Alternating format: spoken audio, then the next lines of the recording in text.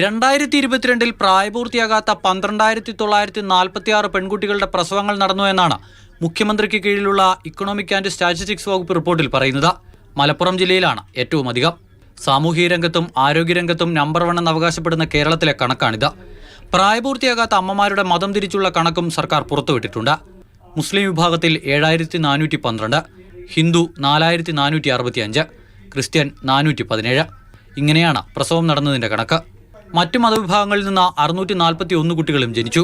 ഏറ്റവും കൂടുതലായിട്ട് നമ്മൾ കണ്ടുവരുന്ന ജില്ല മലപ്പുറമാണെന്ന് പറയുന്നുണ്ട്.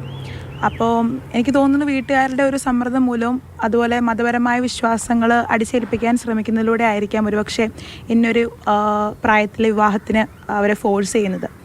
അപ്പം ചിലപ്പോൾ അവർക്ക് ഒരു അഭിപ്രായ സ്വാതന്ത്ര്യം ഉണ്ടാവില്ല. അപ്പം വീട്ടുകാരുടെ സമ്മർദ്ദമാണ് ഏറ്റവും ആദ്യത്തെ ഒരു ഘടകമായിട്ട് എനിക്ക് തോന്നിയിട്ടുള്ളത്. അത് തന്നെയാണ്. 4 കുഞ്ഞുങ്ങളുടെ മതം രേഖപ്പെടുത്തിയിട്ടില്ല. 15 വയസ്സിൽ താഴെയുള്ള 7 പെൺകുട്ടികൾ അമ്മമാരായിട്ടുണ്ട് എന്ന ഗൗരവമായ കണക്കുമുണ്ട്. 15 മുതൽ 19 വയസ്സ് വരെയുള്ള അമ്മമാരിൽ പ്രാഥമിക വിദ്യാഭ്യാസം പോലും പൂർത്തിയാക്കാത്ത 27 പേരാണുള്ളത്. 10ാം ക്ലാസ് വരെ പഠിച്ചവരും ബിരുദതലം വരെ പഠിച്ചവരുമൊക്കെ ഇക്കൂട്ടത്തിലുണ്ട്.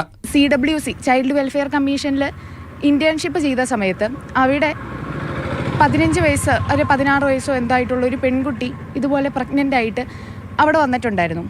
അവിടെ ആ ആൺകുട്ടിക്ക് 18 വയസ്സിന് മുകളിലുണ്ടായിരുന്നു. അതുകൊണ്ട് തന്നെ അവർ കൺസെൻറ്റോട് കൂടി തന്നെയാണ് സെക്സിൽ ഏർപ്പെട്ടതെങ്കിൽ കൂടി ആ വ്യക്തി ജയിലിൽ പോവുകയാണ് ഉണ്ടായത്. ആ കുട്ടി, അതായത് ജനിച്ച കുട്ടിയെ ഈ പെൺകുട്ടിക്ക് കാണാൻ പോലും സാധിച്ചില്ല. ആ ഓഫീസിൽ വെച്ചാണ് ആദ്യമായിട്ട് ഈ പെൺകുട്ടി ആ കൊച്ചിനെ കാണുന്നത്.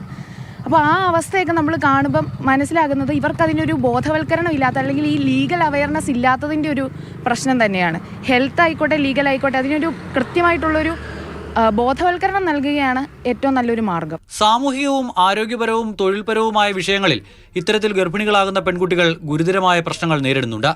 ഇതിൽ അടിയന്തര പരിഹാരം കാണാൻ ആദ്യ ഇടപെടൽ ഉണ്ടാകേണ്ടത് സർക്കാരിന്റെ ഭാഗത്തു നിന്നും തന്നെയാണ്. മാതൃഭൂമി ന്യൂസ്, തിരുവനന്തപുരം.